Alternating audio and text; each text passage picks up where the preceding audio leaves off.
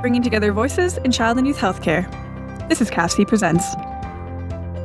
CAFC would like to thank the following member organizations for their generous support of our knowledge translation activities: the IWK Health Centre, the Children's Health Foundation of London, McMaster Children's Hospital Foundation, the Children's Hospital of Eastern Ontario Research Institute, the Children's Hospital Foundation of Manitoba, the Montreal Children's Hospital Foundation, the Holland Bloorview Children's Rehabilitation Hospital Foundation, the Children's Hospital Foundation of Saskatchewan, and Trillium Health Partners. We would also like to thank the following Keystone and program partners for their ongoing contributions that support all of CAFC's programs and activities. If you have any questions or comments for our panelists, please type them into the question box at any time during the presentation. You can also share your thoughts and questions on Twitter by tagging @CAFCTweets and using the hashtag CAFCPresents.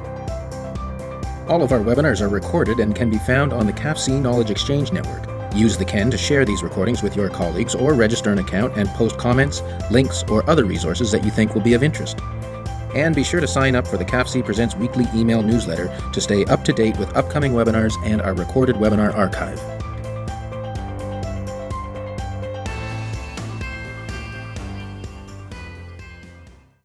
Hello, everyone, and welcome to today's episode of CAFC Presents. My name is Doug Maynard. I'm the Associate Director at CAFC, the Canadian Association of Pediatric Health Centres. And today we're going to be talking about trauma-informed care, youth sexual and non-sexual violence experiences, and the attachment, regulation, and competence, or the ARC model. So this is a great opportunity to bring a topic back to our presentation series around trauma-informed care. This is a concept that many are familiar with in the audience, certainly something that's gained a lot of traction across the healthcare community over the recent months and years. We had a presentation from our colleagues out in Nova Scotia and a provincial rollout of their model of how they're implementing trauma-informed care, et cetera. So this is another opportunity to talk about that, as well as introduce a new model that you may not be as familiar with, or maybe new to you, in the ARC model. So today we're going to be welcoming back a presenter that's, I'm sure, familiar to many if you've been paying attention to our presentation series, Dr. Christine Weckerle, who's a clinical psychologist and associate professor in pediatrics and an associate member of the Offord Centre for Child Studies at McMaster University in Hamilton, Ontario. She's has presented research here on resilience and other issues in the past, broadly in the areas of parenting and prevention of family violence. And joining Christine today is Dr. Delphine Collin-Vezina, who is the director of the Center for Research on Children and Families at McGill University. She's a licensed clinical psychologist and an associate professor in the McGill School of Social Work and in the Department of Pediatrics. And she holds the Canada Research Chair in Child Welfare and the Nicholas Steinmetz and Gilles Julien Chair in Social Pediatrics. So it's my pleasure to hand the podium once again over to Dr. Christine Weckerle. Over to you. Thanks, Doug, very much for that nice introduction. Hello to everyone out there in CAFC land. It's great to be back with you, and I hope it's sunny where you are. And if it's not sunny outside, it can still be sunny in your mind as we're talking about resilience today. Delphine is part of a group that is funded by CHR, Institute of Gender and Health, in the Boys and Teens Men's Health program, and we are looking at sexual violence compared to males versus females in this teen grant. And today, so our general topic is gender, trauma, and health. We're very active as a whole team on social media. Our hashtag is CHRTeamSV, and there are various our team places you can find us on Twitter. You can find me on Twitter as well as at Dr. Weckerle. And happy for any questions or comments. If you don't get yours in today, please do not hesitate to email me. We take, among many perspectives, trauma included, a rights of the child perspective. And just briefly, highlights things that are well known to everyone in clinical practice, like best interests of the child, as well as things that are, I think, very much aware in practice around youth voice and youth participation. And that drives a main theme in our research to try and understand where the youth are at in a more of a depth way, and to always provide opportunities for the youth to tell us their perspective. If you'd like to find our research project and the publications that are coming up, please do follow us on ResearchGate on the project of our CHR Team SV. We'd like to alert you to currently there's a special issue on sexual violence and non-sexual violence in the Journal of Child and Adolescent Trauma. I was a guest editor for this, and there's a number of free access articles on that. Soon in April, there will be another special issue in the Journal of Child Abuse and Neglect, and Delphine was one of the guest editors for that. And across these, we are looking at these issues around gender and health, and as you see, the last article cited by Delphine as well takes the public health approach. Trauma experiences, as you know, are stress events that are emotionally difficult or overwhelming to cope, exceed our coping resources and skills. And with traumatic experiences, you may or may not have traumatic reactions. There is diversity in the range of responses. And whenever you do have a traumatic experience, you will always have resilience insofar as children and youth develop ways to adapt, accommodate, and cope. They may be unhealthy ways, but they are functional for them in keeping them going on a day-to-day basis. I'd like to just touch base on some research that comes from the team that looks at resilience, depression, and alcohol problems. The whole range of mental health issues are one of the broad areas we're focused on. And the link for this open access article is at the bottom of this slide. And it was really looking at, in young adults, the relationship between a child maltreatment history and depression symptoms. And we're always trying within this team to get at mediator variables, those that guide our interventions and help make existing interventions perhaps more potent. And this research found that that relationship was mediated by various self-identity factors. Self-identity items like wishing you were understood better, believing what others told you even though it didn't make sense. And we can see a natural understanding of how this would arise from a maltreating environment. And also by affect control problems, things like quick to anger, throwing things as a way to get out anger, changing moods quickly. So this research just really asks us to look at how the youth who have experienced child maltreatment or adverse child events, how that has impacted their self-identity. Because their self is something that carries on over time, even though the maltreatment itself may stop. And we did find that a resilience was a moderator. So the idea is if you can up someone's resilience, you can also up their coping and reduce their unhealthy coping. This is just a really nice painting. I like this painting because if you see the two horses, one horse is kind of catching a ride, getting help, receiving help from the other horse. And one of the strongest resilience factors is in social connectedness. And this internet survey of males, these were male adults, found that the mean age of their sexual violence experiences was fairly young. And when you have sexual violence, that doesn't just happen alone. And particularly with males, there's physical violence, threats, and things like restraint. So that with sexual violence, what we found is that physical violence and emotional abuse can cluster together. And that's reinforced in an article by Harriet McMillan, which found when three things were present, the engagement or likelihood that child welfare would be involved was dramatically increased.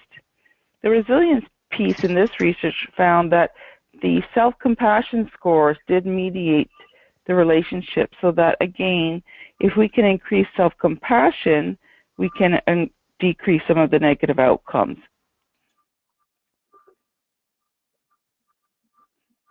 And finally, the last study I'm going to talk about is one, again, that is available on open access, and it was looking at what are the Indigenous conceptualization of resilience for Indigenous youth. And like common views of resilience, they found that it was a dynamic process, including the ability to use available resources and spirituality,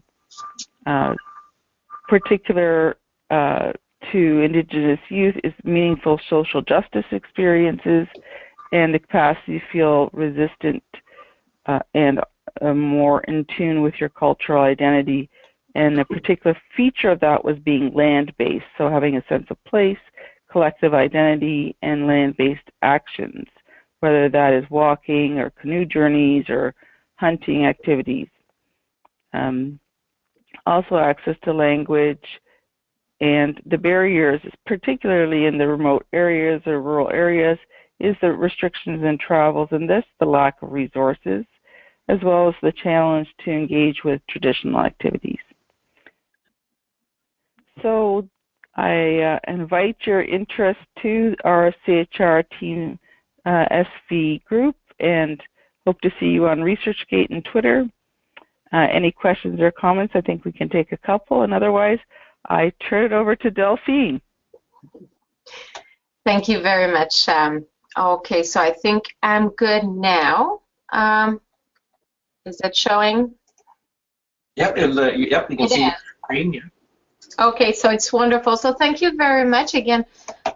It's a pleasure to be joining you today. It's certainly not sunny in Montreal, but it's sunny in my mind, having a chance to share with you my passion for trauma-informed care. And I hope that it will complement very well what Chris has already started discussing in terms of how important it is to use a trauma lens and resilience lens when working with vulnerable children and youth. And so I'm starting from, I just want to make sure I can, okay.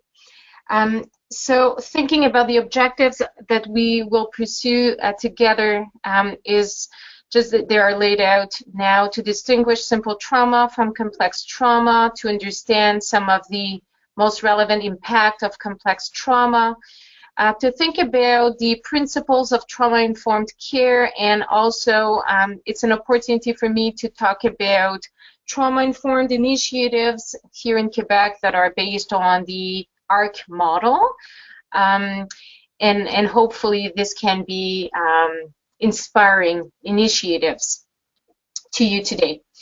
So what I wanted to highlight to start with, those are this is information that is certainly very well known to all of you, but for us to be reminded that when we think about adverse childhood experiences, we think of a wide range of traumatic experiences that cover household dysfunctions and also maltreatment experiences. But what is interesting also to have in mind is the fact that it's recently discussed, and for instance here with David Finkeler, suggesting that we should extend this definition of adverse childhood experiences to also capture experiences that are not only happening within the family system, but also amongst across different systems that these children and youth live in. And so to include peer victimization, peer isolation, rejection, also community violence exposure, and also to a certain extent low socioeconomic status, considering that it can also create a very toxic stress kind of environment to live in. So just something to get started with, that we're thinking about this wide array of adverse childhood experiences. And why do we think that it can be detrimental to the well-being, while these very amazing studies of adverse childhood experiences have really laid out a kind of a sequencing to show that the more you're exposed to adverse childhood experiences, the more your brain will be impacted as well, and there will be disrupted kind of wiring in the brain. This will lead to social and emotional cognitive impairments, and these impairments will also be related to health risk behaviors. And these behaviors will make a person more likely to experience diseases, disabilities, social problems, and eventually early death. So this is the theoretical framework that we're using to understand why it is so relevant and important to intervene early on. It's certainly a call for preventative strategies and early intervention, because we need to find ways to impact positively this trajectory. When it comes to thinking about multiple traumas, it is quite clear from these AC studies that the more a person reports different kinds of adverse childhood experiences. So here we're not even thinking or considering severity of these experiences. We're just counting. Is it something that the person is reporting, self-reporting or not? And then what you get to see is that as the number of ACs increases, the negative outcome also increases in kind of a roughly stepwise fashion, with a number of 4 being considered to be kind of a moment, kind of a timing where it seems to be extremely taxing for the individual, and the impact becomes even more pronounced.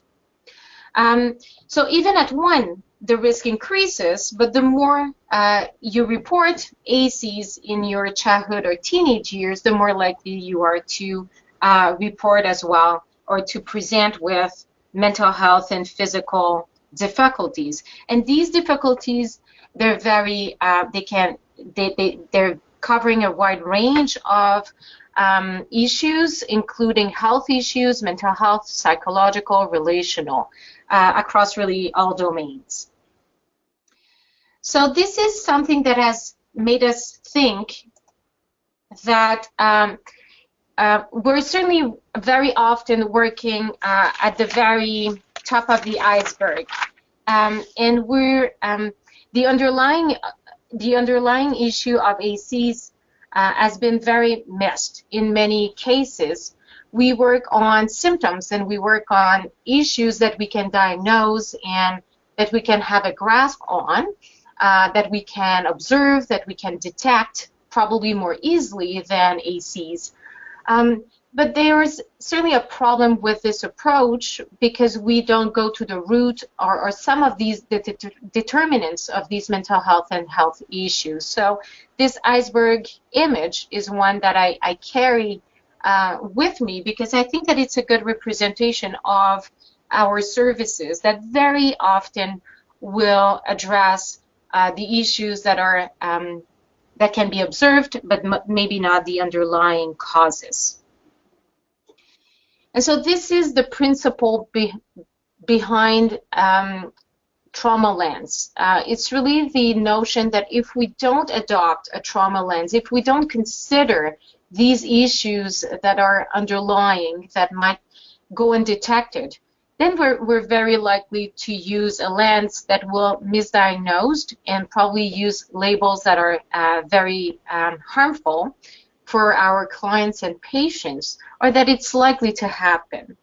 And in a trauma-informed approach, there are 2 principles that are core to any kind of intervention we want to put in place. The first one is just to recognize that even if we don't know exactly the specific nature of the ACs that our clients and patients are coming with, that the reality is that when we work with vulnerable populations, we can take for granted, considering the very high prevalence of ACs in these populations, that our clients and patients too have accumulated different forms of adverse childhood experiences. So just to take for granted that this is so common, that it's probably the case for our clients and not the opposite. And the second principle is to recognize that it will be challenging to establish a good rapport with our clients and patients, that it will be more difficult to build trust, to make them disclose what they're going through, and we need to be reminded that the adverse childhood experiences that we're talking about, most of them have occurred in relationships, in meaningful relationships. So no doubt that these individuals are establishing, are coming into care with probably fear of potential negative consequences, and also not a clear sense that relationships are always positive for them. So these are two principles that we need to really bear with us as we work with vulnerable populations. And I think this kind of comics is certainly well representing what I'm trying to convey as a message, that when we want to become trauma informed is to make sure that we are addressing the elephant in the room, and that the symptoms are being recognized alongside with some of the potential determinants, including multiple and severe ACs that our clients and patients may have endured. If I could just interject, Delphine, Sure. just to let the audience know that there is an ACE screening questionnaire, 10 items, and in the U.S., the ACE is used as a screening in most clinical entry sites. Mm-hmm. It's true, and even I've looked into the American Association, American Pediatrics Association documents, and they have clear guidelines in that regard, how to go about questioning clients and patients about ACs and the 10 ACs that you're referring to, and this is something that is promoted. Yes, absolutely. So this idea of bringing in or talking about the elephant in the room is something that is increasingly recognized as something that should be routines, that should go into our routine screening with our clientele. That being said, of course, there's some challenges, and I was looking at some of the challenges, and there can be on both sides. On the one hand, it can be about clients that are reluctant to share for different reasons, and especially when they're coming from very vulnerable settings, and lack of trust in authorities, that can be a real challenge. So even if you have a good screening tool, it doesn't mean that people will disclose everything that they have endured. On the other hand, there are also some reluctance from professionals to ask these questions because of lack of training, because of lack of resources. If you do screen but you have no resources to refer people to, you might feel that they're just opening the Pandora box, and you have no solutions to offer, which can be quite detrimental to asking the questions to start with. But it can also be about discomfort. Those are very difficult questions to ask, and you need to be ready to listen to very difficult stories when you open up this kind of dialogue. So I'm not pretending this is an easy task. And even if there are some good tools, there are also some challenges in making sure that the elephant in the room is being addressed. But what we did as at least a step forward and trying to bring more at the surface these traumatic experiences, we conducted a study. It's a very small scale study, but that being said, it was so challenging to be asking these questions to these kids in particular that I have to say that this sample is really the biggest we could achieve at that time. So these are youth in residential care settings here in Quebec. They are in 6 different units, and so those are considered to be the youth who have received probably services in the community. It has failed. and now it's a very last resort option when you need to place a child in residential care facilities, but it's also an opportunity to intervene. And we were interested in documenting better and to give to pass on the torch to these kids so that they could tell us what traumatic experiences they have endured before being placed. So you see here the breakdown in terms of gender, a mix of females and males. They were all aged between 14 and 17. Kind of a good distribution also in terms of racial groups and representative of the clientele that is being served in these units. And what you have in that graph is what these kids were willing to share with us, which is pretty wonderful if we think of the many barriers to telling. And they were quite open about sharing their own experiences.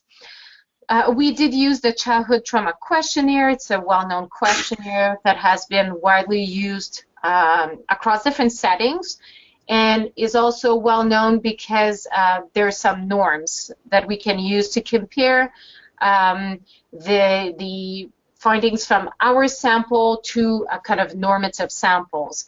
It only covers 5 different forms of ACs, so that's certainly not, it's kind of a narrow lens, but nonetheless, it covers some of the most important types of abuse and neglect.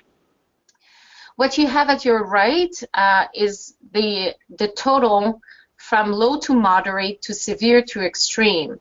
So based on what these youth reported, we were able to demonstrate that 62% of these kids were endorsing physical abuse as an experience they've had in their childhood or teenage years. It was 68% for emotional abuse, 38% for sexual abuse, and this is the only type for which there was a gender difference, as could be expected.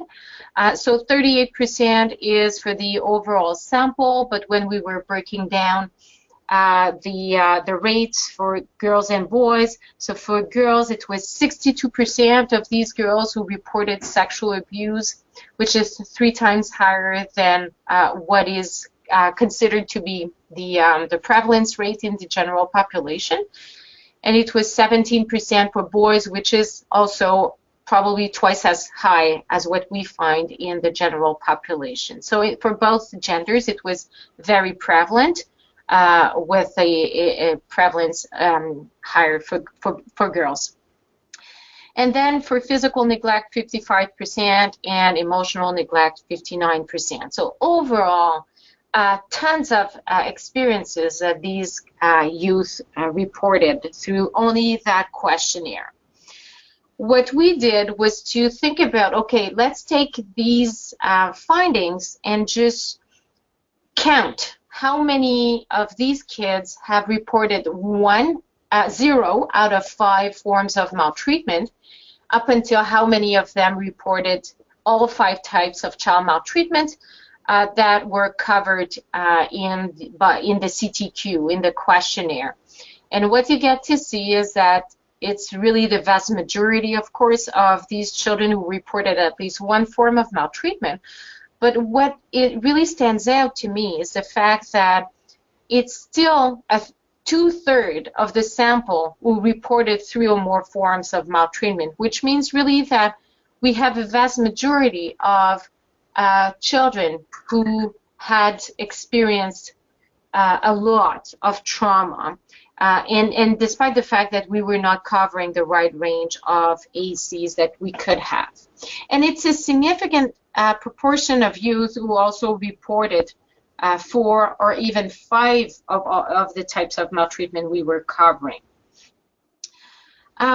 Interestingly enough, when we went into their files, we wanted to compare. So the CTQ was covering what the youth were willing to share with us, and we wanted to compare the reasons for these kids to be in placement right now. So of course it was expected that some disconnect would happen, because one is a lifetime self-report measure and the other one is a very current reason for placement. So no doubt that there was going to be a bit of a gap, but the gap that we found is enormous.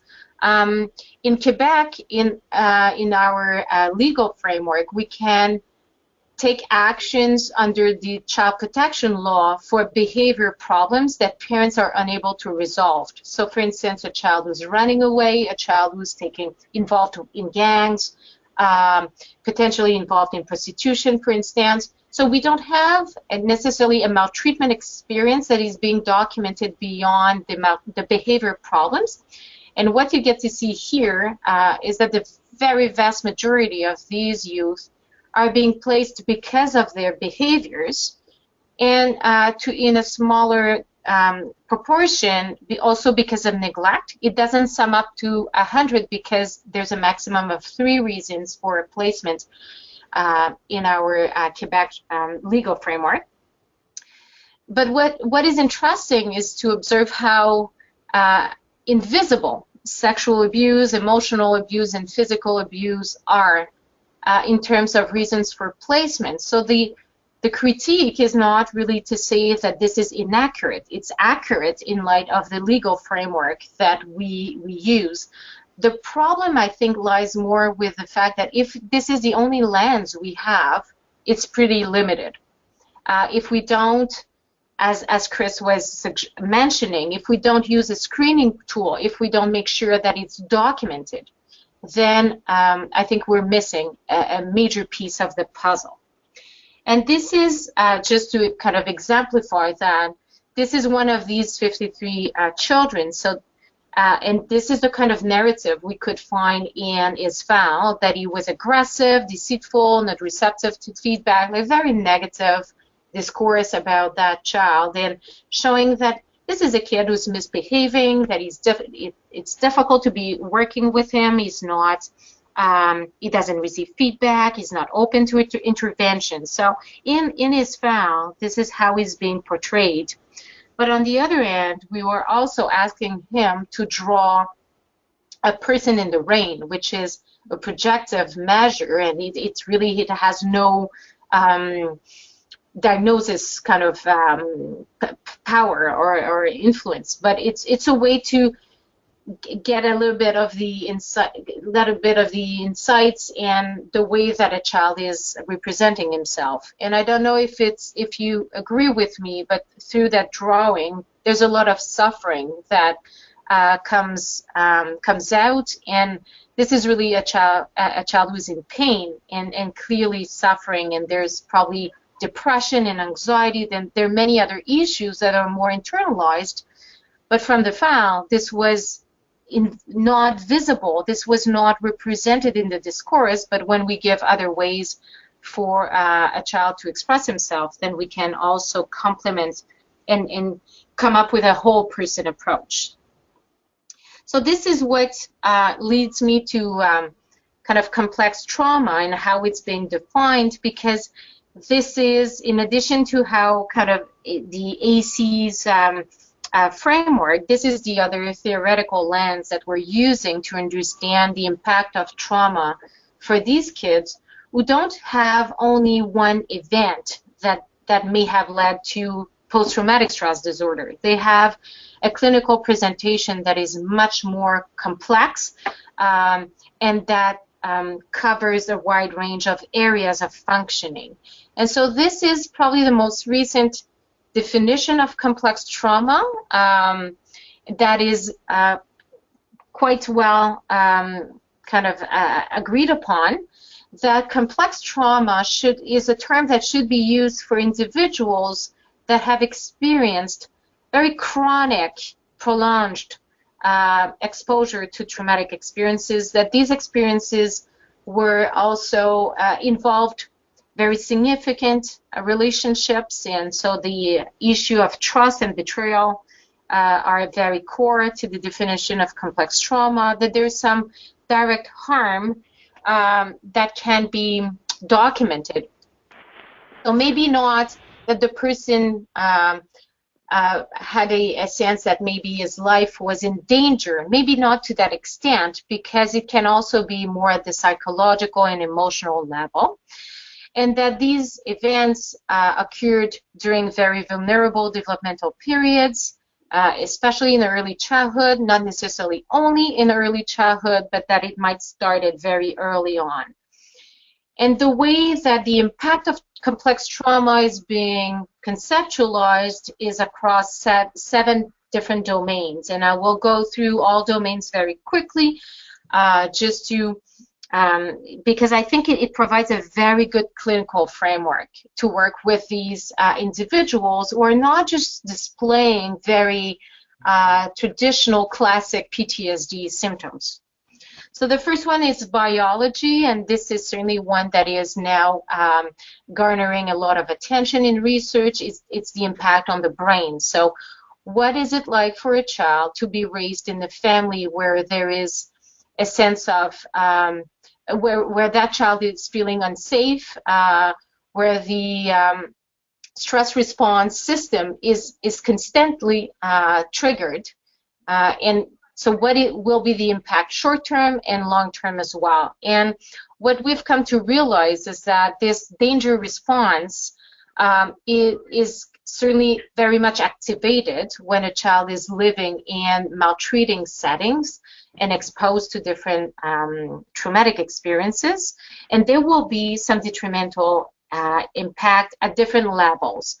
And more we talk about the neurobiology of trauma as the neurobiology of fear, and in the end, what happens to the brain when there's some very difficult events that are being experienced. And we think, and this is where the research now is at, and I'm sure that there will be tons of new findings, highlighting findings coming up in the next years, because there's a lot of attention on this subject matter in current research. But what we understand, at least for now, is the fact that there's some very critical brain structures in the fear system that are firing when a child is experiencing difficult experiences. Then, of course, the amygdala, the HPA axis, they're all activated. We have different stress hormones that are released. And of course, because we need now to face a danger and probably to fight or flight, and unfortunately sometimes to freeze, the high-level cognitive capacities are just shut down. Then there will be other forms of impact, because these hormones that will be released will interfere with other brain systems, and the memory processes are being impaired. And we are able to document very, very well that for trauma survivors, some of their memories are extremely fragmented, or they're very imprinted, but in more physical zones rather than in the language regions of the brain. And affect regulation is compromised. So this is a very fascinating area of study. And I'm listing here other brain functions that seem to also be modified as a child is experiencing trauma. And again, more research is certainly needed to document these different changes, but as a whole, these are some elements. So the threat perception system is enhanced, because if you think about what it's like for a child to be living in a very difficult home, you need to be always alert and to be looking for signs of danger. But then eventually, your capacity to understand what is a real danger from what is not a danger can be quite compromised. So this filtering system won't be able to perform its function correctly. We are constantly filtering information, and it's very needed when it comes to, for instance, being in school and knowing what to pay attention to. For these children, this is a capacity that is clearly impaired, and so all this information is coming in the brain, and they have less capacity to differentiate what is very important and what is not. There's also this idea that the self-sensing brain is dampened. So this is in the neocortex, and it's considered to be the functional structure of human consciousness that helps us to be alert and to keep attention, to have kind of awareness, self-awareness, capacity to be conscious and mindful. And so it seems that it's not evolving at the same pace and in the same fashion as for children who haven't been exposed to trauma. And the last point is that the verbal regions and observed through brain imagery are off, which is very fascinating because you get to see that the capacity for individuals to access information through verbal and to verbalize their memories, for instance, can be quite challenging because these regions are not activated, and so the capacities are not accessible for the individuals to the same extent as for other individuals. So very interesting findings, and here I just wanted to present to you something that I'm borrowing completely from Dr. Harrison, but I thought it was so inspiring that I wanted to share it with you, and it's available on the internet. You have the web link just there, and it's inspired by Dr. Siegel. But what she is doing in her clinical work with traumatized children is to talk about the impact on the brain, so that this is information that children can understand and can absorb and feel probably more empowered about. So she's introducing the brain house, and she's talking about the upstairs and the downstairs. And as you can see, she's even using kind of Lego characters to make this even more concrete for children. So what she's presenting to these kids are kind of these two layers that are both necessary to understanding the world that we live in. So at the upstairs, you have the thinkers and the problem solvers, planners, emotion regulators, the creatives, and flexible and empathetic types of characters. And at the downstairs, you have the ones that are responsible for feelings and to look out for danger and to sound the alarm and to make sure you're ready to act upon the danger when you face a threat. So she's really talking about these two layers. Of course, the brain is more complex than that, but is to make this information just fun and accessible to children. So what she's discussing with these children is the fact that really the brain works better when you have both the upstairs and downstairs that are working well and together, so they carry messages up and down to each other. And in face of adversity, the problem is that the downstairs brain flips the lid on the upstairs brain, and so they don't work together and they're no longer connected. And I think it's just something that I wanted to share with you as it's possible to share this information with children so they have also a sense it's not just their fault, or it's not just that they don't want to behave. I think it's a less blaming discourse, which is something we should all be mindful about. The second element of in the complex trauma framework is attachment, and so I'm going very quickly because this is a theory we all know so well about. But just to be reminded that maltreated children are less likely to present a secure attachment style. They're less likely to use adults as secure base, and to have a sense that they are worth individuals, that they can explore the world, that they can become independent, meaningful citizens.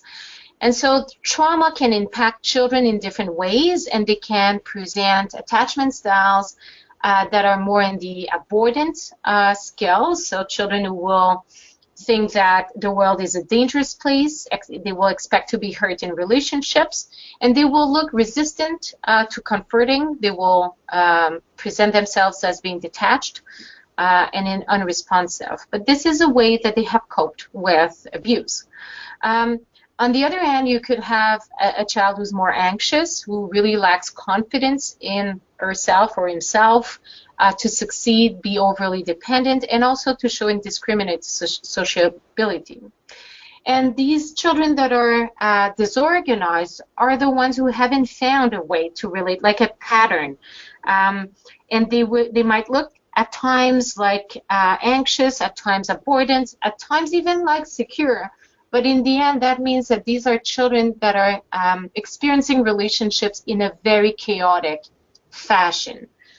We can think of different diagnoses that these children might receive that really go, that are really aligned with the attachment domain. The third one is affect regulation, so the ability to identify, express, and modulate emotions. And that will be done in continuity with cognitive and perceptual experiences. And of course, these are children that haven't had good models to learn how to deal with their emotions. They may present themselves as having very limited vocabulary. They may not have the tools to express their feelings. They don't know how to bring it to kind of a more well-balanced level as well, and they need help in that regard. And if we think of related diagnoses that these children might present along with that domain, all the mood disorders would certainly fit very well here. Dissociation is the fourth one. So when, again, going back to the idea that when faced with a danger, hopefully we can fight or flight. But unfortunately, children don't have that power when they're faced with maltreatment, so they freeze. But while they freeze, there's something happening in their brain that helps them survive, at least at a psychological level. And this is what is considered to be dissociation. So this is a strategy that will help them not being completely connected with their cognitions and emotions. And so it will, the experience will remain fragmented, but it's perceived as a way to cope with trauma experiences. The problem is that they will carry on this strategy as they grow, and then even when faced with very not as severe stressors, they might use dissociation as a way to cope, as opposed to, for instance, seeking help from others. So it might be essential for them it might be essential to dissociate when faced with trauma. The problem is that it continues on, and then it really limits their capacity to have a full experience where their emotions and thoughts and behaviors are just well connected and logical. And we can think of different, of course, again, different disorders that can fit well this domain, although some children might not have a clear disorder, but might use that strategy. So it really goes on a continuum. The fifth one is the behavior management. So this is very often the reason why they come to us. They come to the attention of the health professionals. They have difficulty managing their behaviors, which is certainly not a surprise if we think of the different domains that I've just listed before. Their biology is disrupted. They have not an secure attachment style. They might use dissociation to deal with stressors. They have difficulty managing their emotions. So it doesn't come as a surprise that they have difficulties managing their behaviors, but it's true that it might be very challenging. And they might have too much or too little control. We know more the ones who have too little control, who are kind of presenting with externalized behaviors, but they can also be very inhibited, which is also a clear problem. And this is where in the model it's being discussed that maybe some behaviors such as self-harm, substance abuse, eating disorders could also be linked to trauma. This is really not to suggest that trauma is the only determinant of these mental health disorders, but amongst the potential causes, trauma can be one of them, as a way to regain control, as a way to deal with very difficult situations. So here again, maybe there's some related diagnosis that could be considered here. The second to last is cognition. So these kids have difficulty reasoning. They have especially difficulty with their executive functioning, which is related to how we're able to plan and to assess different options, to weigh options. And when we compare them with other children, same SES, same background, we get to see that they present with much delays in cognitive and language abilities. And this is documented as young as age 5. So when they start school, they're not coming in school with the same capacities. It's not only about knowing the ABCs. It's not about knowledge. It's not even about IQ. It's really about executive functioning. So how you can have these meta-cognitive skills that will help you resolve some, will help you learn, organize your work, and resolve social conflicts. They have difficulties so across different domains, and when we follow them over time, again, not a surprise that they may present with school delays, failures, and dropouts.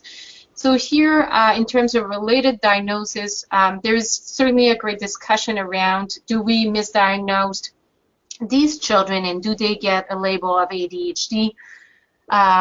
While that might be a sign of trauma. And this is a subject for an entire webinar, so I won't go into much details, but it's certainly being discussed that for some of these children, maybe ADHD, even if they're presenting with the exact same symptoms of ADHD, maybe it's not for them a neurodevelopmental disorder to the same extent as other children with ADHD, but more a symptom of trauma. And that all these possibilities do exist, and that we need to do a very full assessment to make sure we're not missing that other target. And the last one is identity and self-concept. So again, certainly not a surprise that they have a more fragmented sense of themselves. They may have a very negative viewpoint about them, or it's the opposite. They have a very inflated kind of positive sense of self, kind of a narcissistic more a feature in their personality, but they can blame others, or the opposite, blame themselves. All that to say that they're not able of having a clear sense of who they are in the present, who they want to become in the future, and who they are in relation to others, their strengths, their areas for improvement, and all of this being well grounded in reality. So here, the related diagnoses that very often will be discussed in relation to that domain are the personality disorders, for instance. And so I hope that it's providing you with a kind of a good overview of the complex trauma framework. And here you have a list of potential, some interesting psychotherapy options that you may want to look into if you're a psychotherapist, if you offer psychotherapy to your clients and patients, because those are ones that are considered to be promising. But the reason why I chose to focus on ARC, that I will briefly present, is that there's also a trend, a push towards including more systemic approaches to address the complex needs of children and adolescents. So to go beyond the psychotherapy one-on-one setting, to include, of course, the family members as much as possible, but also the child welfare system and the broader child serving system, and to make sure that we focus on resilience as opposed to focusing on the trauma, to make sure that we find ways to enhance the resilience capacities across all domains, and not to put all the emphasis on the child, who is certainly the target client, the targeted client, but there are also other adults and systems who need to be brought in order to make some changes. And so this is how I became interested in the ARC model. I did not create that model. This is from the Trauma Center in Boston. You can find this book online, and it's extremely inspiring. There are also regular trainings that the group in Boston offer. I think there's one coming ahead very soon, so if you're interested, just email me and I'll send you the information. So this is a group that I got to know about almost 10 years ago, and they created a program that is a source of inspiration for people working with children and youth who have experienced different forms of trauma. It's not specific to one type of maltreatment. It's very just to recognize the multitude of ACs and the multitude of impacts that it can have. And it targets 3 core resiliency domains that you have presented here. So attachment, self-regulation, and competency. And in light of the complex trauma framework, I'm sure that now it's quite clear why they decided to focus on these 3 pillars, because they're certainly considered to be strong predictors of resilience and domains that are impaired by complex trauma. And more specifically, what we're working, so there are 10 blocks, 10 building blocks that we will try to address in intervention with the child, with the child's caregivers, but also across different systems. So we will work for attachment, for instance. We'll go back to the roots. We'll go back to looking at the routines and rituals to make sure there's a real safety net, that the child is feeling secure at home, maybe in the residential care facility, maybe at school. Everywhere are the adults mindful about their routines and rituals so that the child can be less hypervigilant. And we'll go down, as you can see, going through caregiver affect management, so to make sure that the adults are also taking good care of themselves. We will talk about vicarious trauma. We will talk about the impact of working with these difficult youth. Attunement, how can we be still connected and very much empathetic despite the difficult behaviors, and how we can offer consistent response. And then to move on to self-regulation through identification, modulation, and expression of emotions with different strategies and clinical tools, and eventually help these children develop competency through building their executive functioning skills, and less fragmented sense of identity, and by the very end, maybe we'll get to do some work around trauma integration. So this ARC program is currently implemented across different regions in Quebec, and it's a source of inspiration across Canada, because I know of many different agencies that have attended the workshops in Boston, and they've brought back these ideas in their settings. So I'm certainly not suggesting it's only happening in Quebec. It's happening probably around the world and across different provinces. But I am involved more particularly with child protection agencies in these regions. And so what we've done, and so this is my last slide, we've developed, based on the ARC principles with the 10 blocks, the 3 pillars and the 10 blocks, we've created a 12-week foster group intervention for foster parents.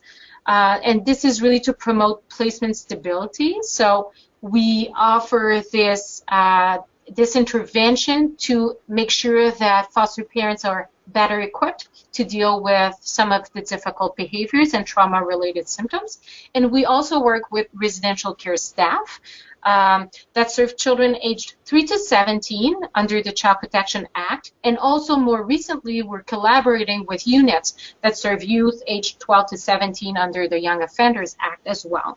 And what we hope is that it will help workers make use less of restraints and other very intrusive measures, and to develop trauma-informed professional practices. And so we have different communities of practice that have been developed.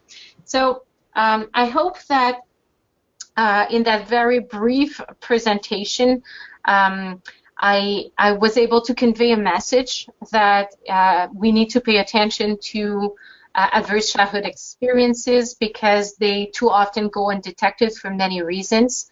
And for that reason, these misbehaviors can be misunderstood and not necessarily well addressed.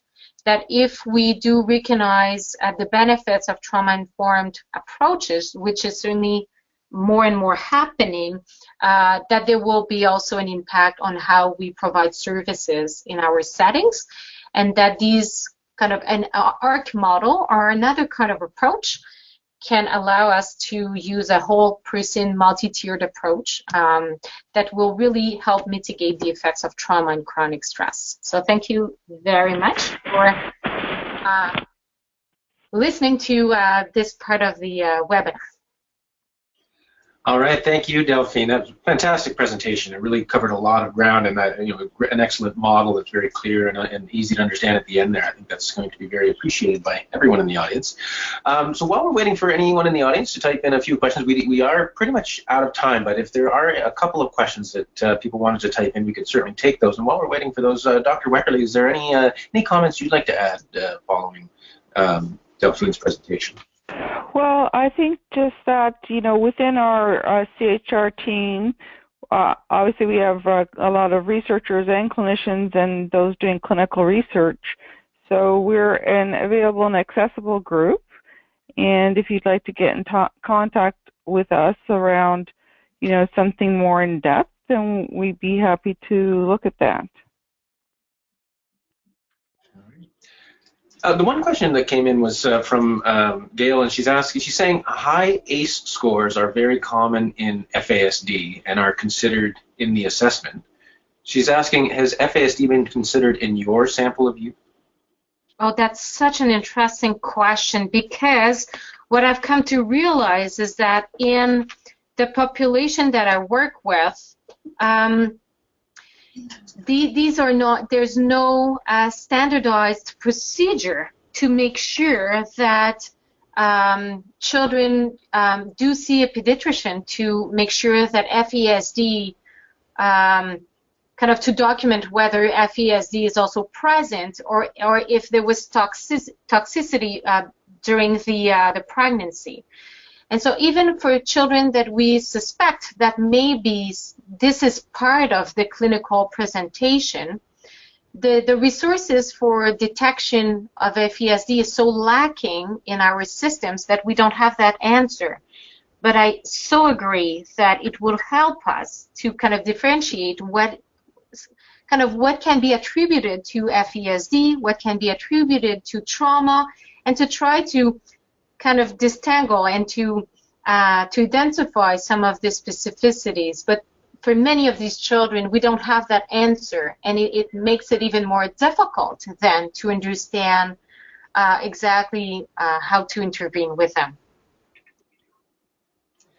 All right, thank you very much for that answer. Carly's asking if you have, or if you're aware of any resources or care models that you can recommend for adults and older adults who have experienced complex trauma as children. Oh, absolutely. So then I suggest that you look at Marilyn Cloître. Can I write? Is it if I write, will it appear? I don't know if I'm pronouncing it right. So so Marilyn Cloître, I'll go and make sure that she has this very, so she's from the Department of Child and Adolescent Psychiatry at the New York School of Medicine. And she has developed a very good program. And now I just want to make sure that I have the right kind of title for her intervention, and I'm looking into this right now to make sure that it's there. But this is a program that was developed exactly for complex trauma in adults who are survivors of childhood and adolescent traumatic experiences. And so also, I'll just jump in also within our network, Paul Fruin, who's at University of Western Ontario, with Ruth Lanius, has an intervention that's an e-based intervention. It's called mindfulness and meta training, and that is something that they have a very recent book. Paul Fruin, F-R-E-W-E-N, and Ruth Lanius, L-A-N-I-U-S, and their model's quite interesting and is developed for complex trauma as well for adults. All right, thank you very much. So a couple of great places to go for that kind of information. All right, and I think with that, I think we're going to have to wrap it up because we are out of time. And Delphine, if you do send us that resource by email, and Chris, if you also the same thing, we can post it on the Knowledge Exchange Network along with this recording after the fact. And then that will get people directly to those resources. Perfect. Absolutely. All right. So as we're wrapping up, first we'll go to Delphine. Do you have any closing key messages that you'd like to leave the audience with before we wrap up? Maybe I would just like to say that even if it seems that it's a very huge and demanding endeavor to be kind of bringing the issue of trauma at the forefront, to make sure that as practitioners we pay attention to this, and I can really recognize how challenging it is, but it's the best way, I think, when we think about a public health approach, that we have an opportunity to ask these children about very difficult experiences, and maybe not even one other adult has ever asked before. So it's a way to empower these children to maybe detect some very important issues, to take actions if they're in danger, and to allow for good and effective interventions to take place. So I hope that this is a hopeful kind of message, because even if it's difficult and challenging, I think this is really essential that we embark into this journey. All right, thank you very much. And Dr. Weckerle, anything from you before we sign off? Anything you'd like to leave the audience with? Well said, Delphine, and it's really at the heart of what we call patient-centered, patient-oriented care, to recognize what any client, adult or child or youth, is carrying in their invisible suitcase that they walk through our doors with. All right, thank you. And I think that's a great spot to leave it off with. So thanks again to both of you for such a fantastic presentation, and thanks to the audience for joining us today. We do our webinars every Wednesday at 11 a.m. Eastern Time, and it's great when you can watch live, as the questions really generate lots of great discussion, which is often one of the best parts of the presentation. But when you can't watch live, we do record these sessions and make them available after the fact on the Knowledge Exchange Network, as well as we will be posting some of the other resources and links from this webinar, as well as a copy of the PowerPoint presentations. Next week, on April 12th, we will be hearing from Dr. Brigitte Lemire and Dr. Gregory Moore, who will be presenting on the recent position statement released by the Canadian Pediatric Society on antenatal counseling and management for anticipated extremely preterm birth. This statement deals with the ethically challenging situation where parents face life and death decisions around care options, choosing between broadly intensive care or palliative care, etc., for their infants. But the statement's main goals are going to be to promote consideration by the healthcare providers of the multiple prognostic factors and prognostic uncertainty that occurs in every case, a shared decision-making model, as well as improving communication between families and healthcare providers in what is often a very challenging and emotionally charged situation. And then following that, on April 26th, we will be welcoming Dr. Yves Dubé, who is a medical anthropologist working at the Quebec National Institute of Public Health in the CHU de Quebec, to talk about vaccine hesitancy to vaccine resilience, building and sustaining vaccination acceptance and uptake. Vaccine hesitancy is certainly a topic many are familiar with, but we will also illustrate the importance of maintaining confidence in and demand for vaccination using an innovative approach around the concept of vaccine resilience. So thanks again for coming today. Some great stuff coming up in the next few weeks, and hopefully we'll see you there. All right, bye everyone. Bye. Bye.